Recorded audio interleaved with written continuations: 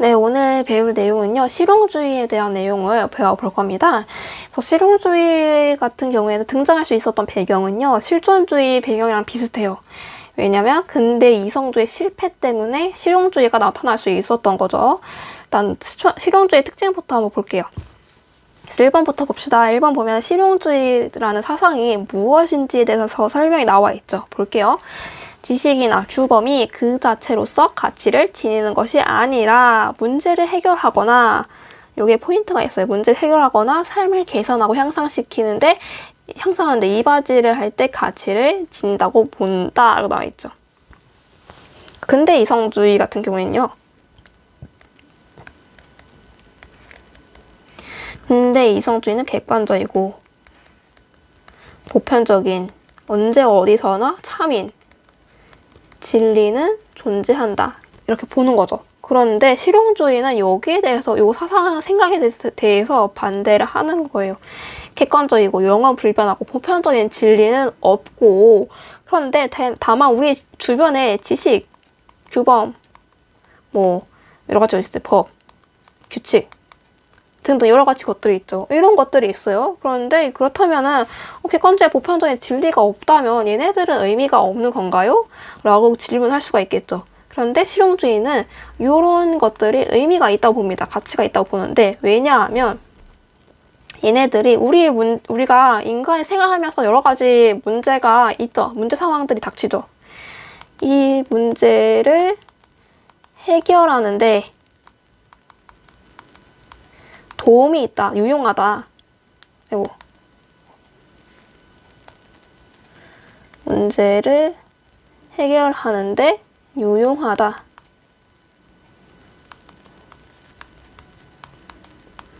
예, 유용하면은 이 지식은 가치가 있다 이렇게 보겠죠.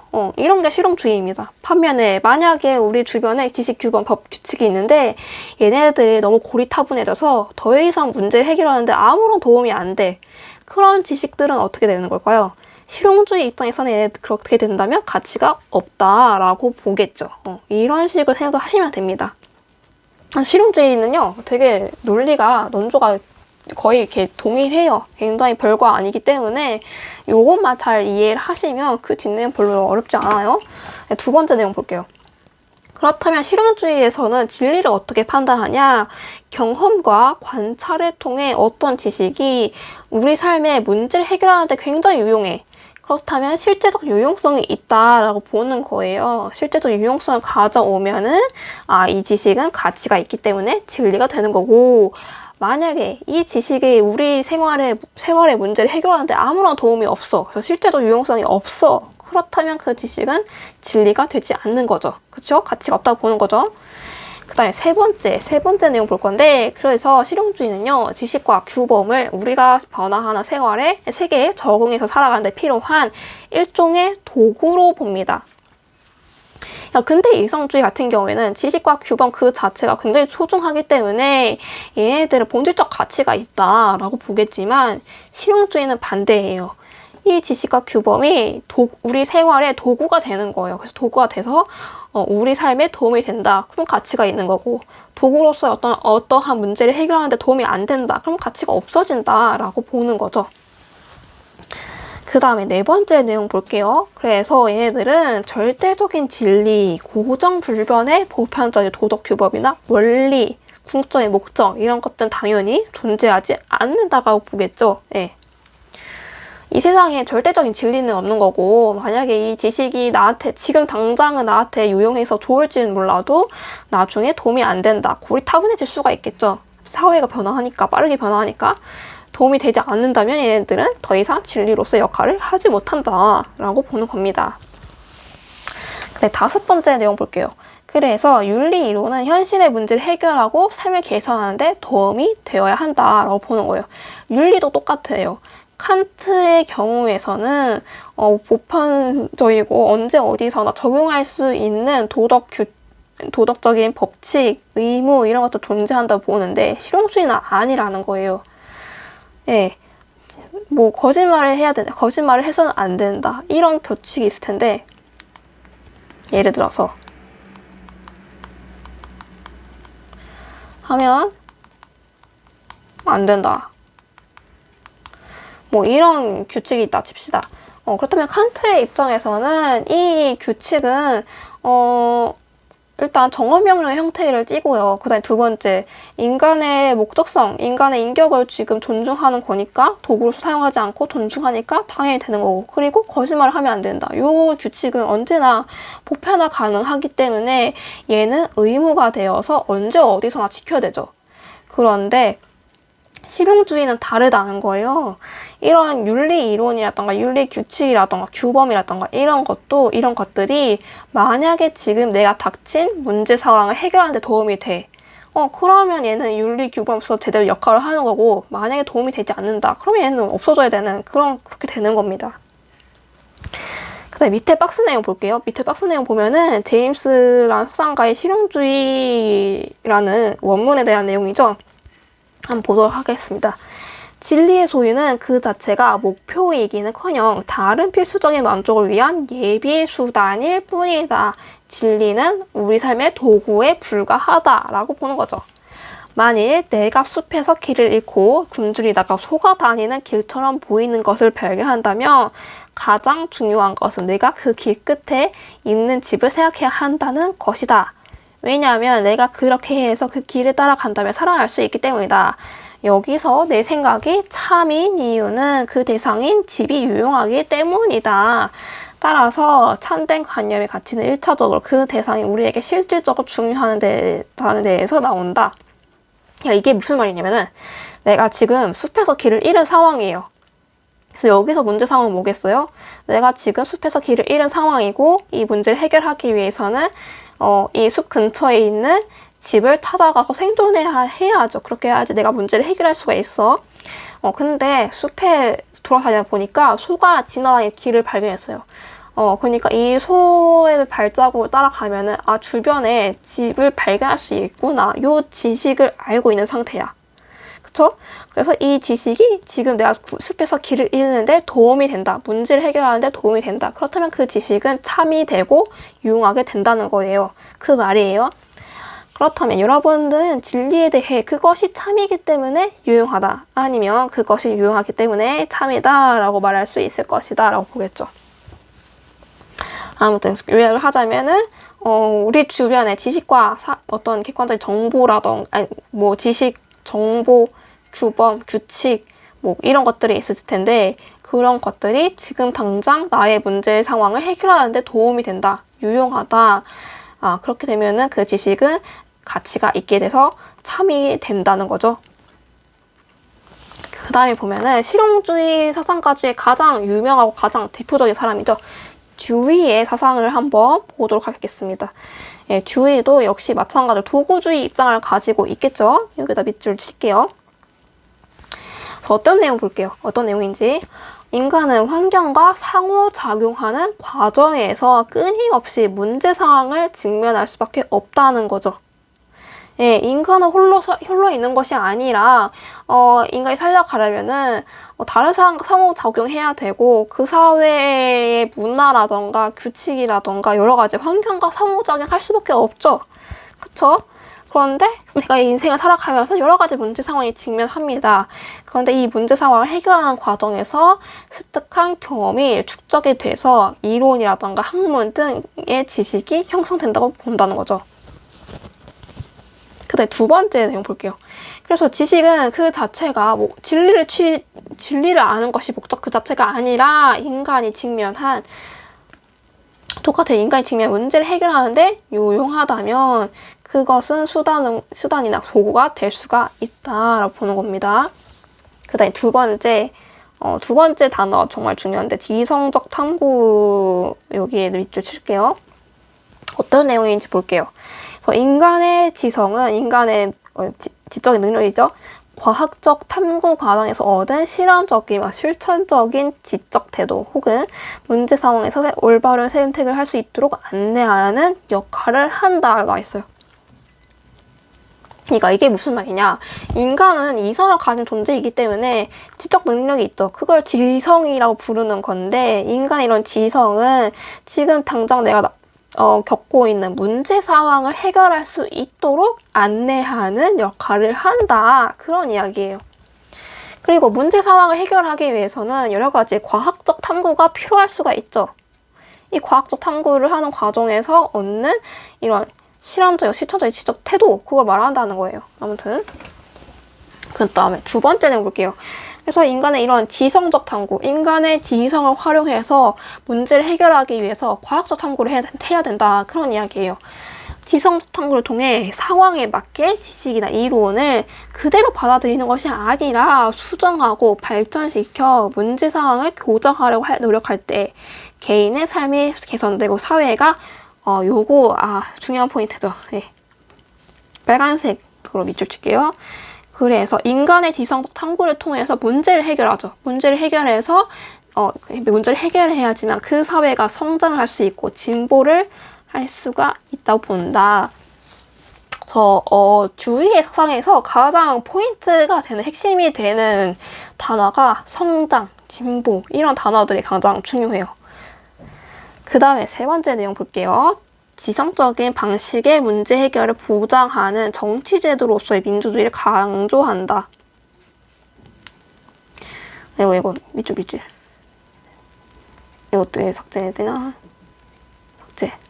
삭제. 이거 뭐야. 네, 됐다. 그래서 주인은요, 여러 가지 정치 제도 중에서 민주주의를 가장 좋아합니다. 왜냐하면 공산주의라던가 사회주의라던가 이런 것들은 국가에서 일률적으로 지시, 명령을 하죠. 국가기구라던가 아니면은 국민한테. 그러니까 공산주의라던가 사회주의라던가 이런 아니면 군주제 이런 사회 것들 여러 가지 정치 제도들이 있잖아요. 이런 것들은요 국가가 일방적으로 국민한테 지시를 하고 명령해요. 그래서 국가의 명령이 곧 진리가 되는 거죠. 그렇기 때문에 이런 사회 시스템은요 진보를 하거나 성장하기 굉장히 어렵다는 거예요. 근데 반면에 지울게요. 반면에 민주주의 같은 경우에는 국민들끼리 서로 토론하고 합의를 해가지고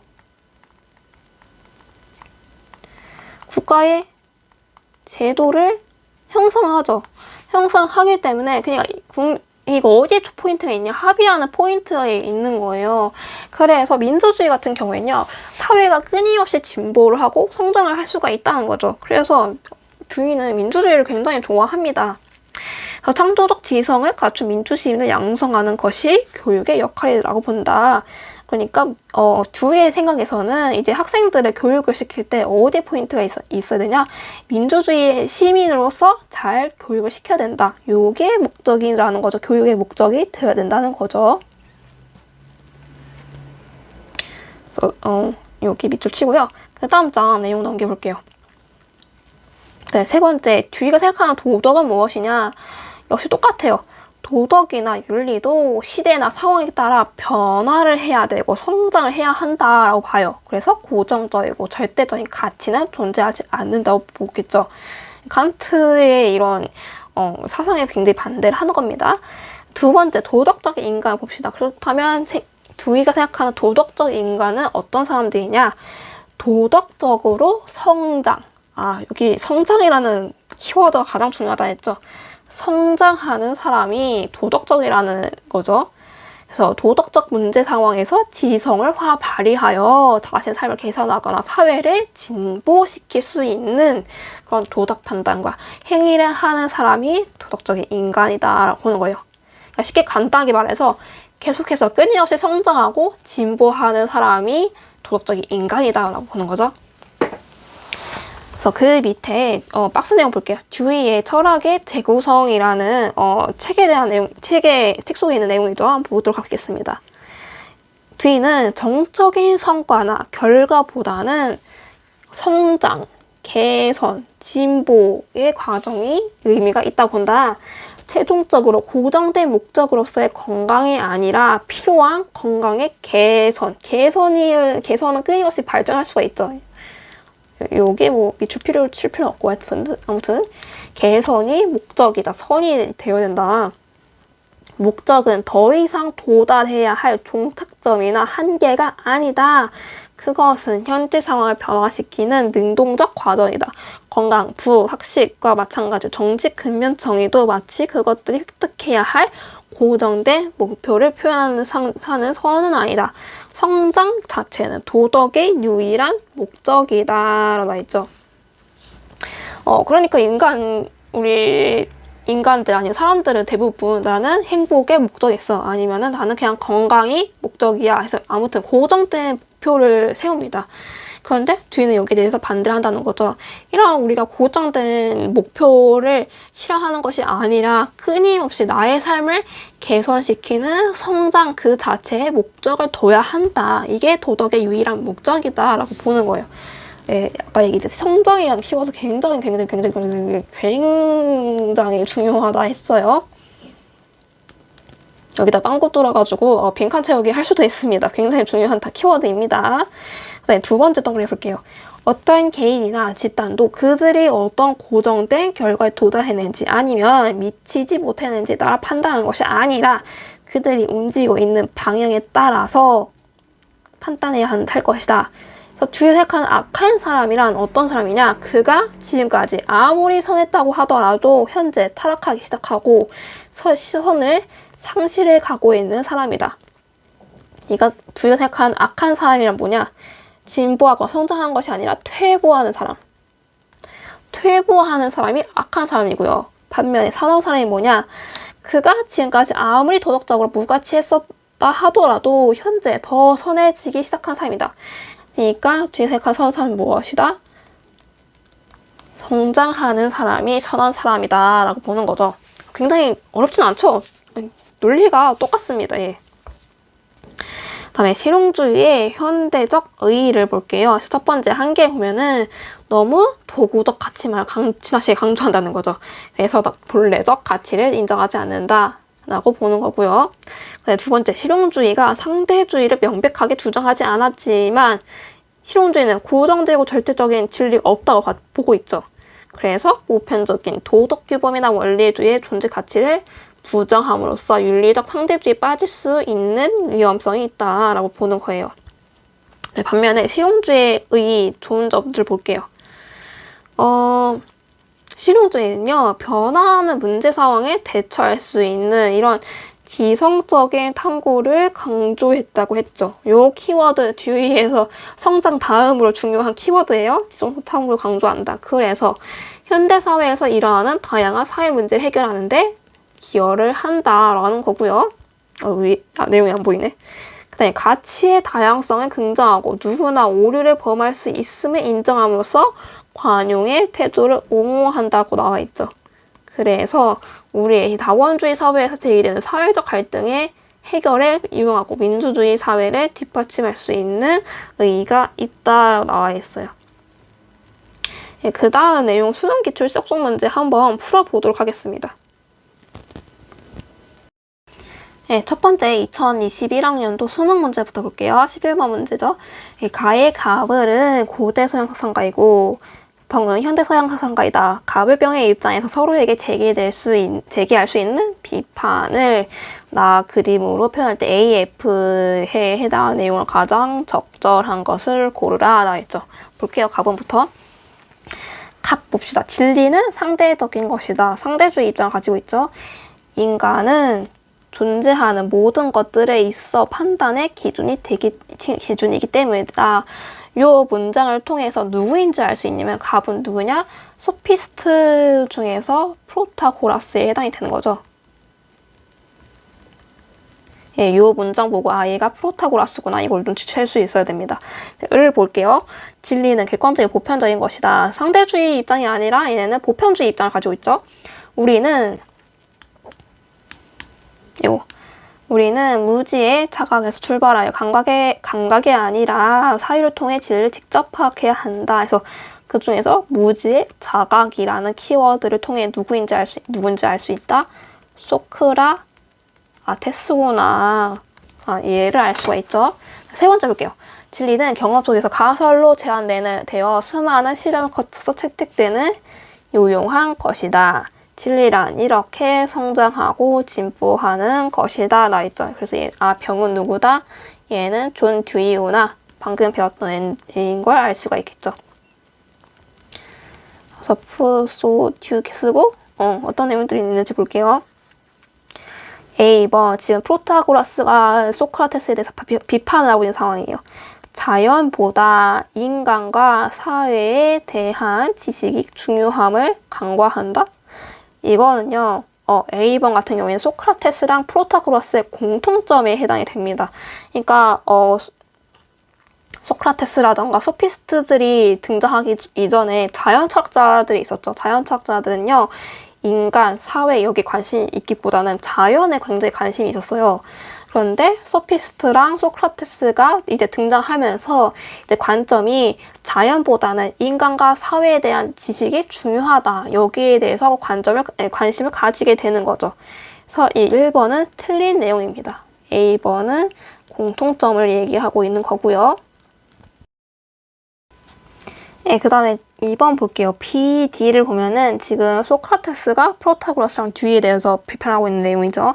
인간의 이성을 활용하여 진리를 파악해야 함을 간과하고 있다고 있죠. 프로타고라스의 입장에서는요, 이성이라던가 아니면 인간의 감각 둘 중에 뭘 더 중요시했는지에 대해서는 애매한 부분이 있어요. 그에 대해서 확실하게 얘기를 하지 않았어요. 그런데 그렇다면 프로타고라스 입장에서는 진리를 파악해야 하는 거에 대해서 중요성을 가지고 있냐? 그러면은 프로타고라스의 입장에서는요. 물론 진리는 있을 수는 있긴 한데 이 진리는 개인이라던가 사회에 따라서 진리가 달라진다고 보는 거죠. 그래서 이거는 애매하죠. 프로타고라스한테 비판하기에는 애매한 부분이 있어요. 근데 이제 듀이의 입장에서 한번 볼게요. 인간의 이성 활용하여 물론 듀이도 아까 지성적 탐구를 굉장히 중요시한다 했죠. 인간의 지적인 능력을 통해서 어떤 지식이라던가 규범이라던가 이런 것들 파악하는 걸 굉장히 중요합니다. 이성 활용하는 건 물론 중요시합니다. 그런데 듀이의 입장에서는 진리가 있다 없다라고 말하지는 않았어요. 그러니까 이 지식이 우리한테 문제 상황을 해결하는데 도움이 돼. 그러면 진리가 되는 것이고 문제 해결하는데 도움이 되지 않아. 그러면 진리가 되지 않는 거예요. 진리는 가변적이라는 거죠. 그래서 이거 2번은 애매합니다. 애매해. 네, 3번 볼게요. 10번 이제 듀이가 소크라테스에 대해서 비판하는 거죠. 상황에 따라 지식의 타당성이 가변적일 수 있음을 간과하고 있다. 요거는 맞는 말. 소크라테스 입장에서는요. 상황에 따라 지식이 가변적으로 변하는 것이 아니라 언제 어디서도 항상 진리인 그런 것들이 있다는 거죠. 근데 듀이의 입장에서는요. 지금 이 지식이 나의 문제 상황을 해결하는 데 도움이 돼. 그럼 진리가 되는 거고 타당성이 있는 것이 되는 거고 지금 문제 해결하는데 도움이 되지 않아. 그러면은 그 지식의 타당성은 없어지는 거죠. 굉장히 가변적이라는 거죠. 그래서 3번인 거고요. 4번을 볼게요. 이 같은 경우에는 이제 듀이가 프로타고라스에 대해서 비판하는 내용이에요. 진리는 개인적 경험에 따라 변화할 수 있는 것임을 간과한다. 요거는 듀이랑 프로타고라스의 공통점인 거죠. 그래서 4번 아닌 거고 F 볼게요. 지식은 그 자체가 목적이, 그러니까 프로타고라스가 듀이에 대해서 비판하는 내용인데 지식은 그 자체가 목적이 아니라 문제 해결의 도구임을 간과한다. 이건 듀이의 입장이죠. 그리고 프로타고라스의 입장에서도 지식을 통해서 내가 그 사회에 성공할 수 있으면 그 지식을 추구해야 된다라고 보는 거죠. 그래서 F도 아니다. 답은 3번인 거예요. 그 다음에 12번 그 다음 장 2021학년도 9월 모평 문제를 한번 보도록 하겠습니다.